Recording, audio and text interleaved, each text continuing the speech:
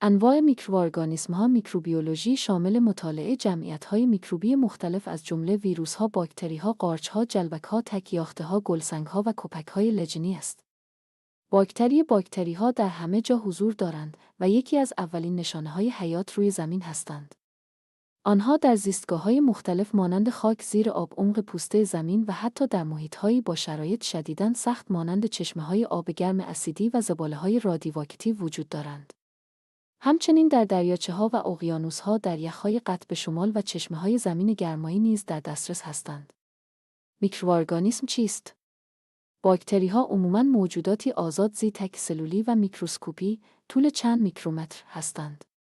طیف گستردهایی از اندازه‌ها و شکل‌ها را دارند.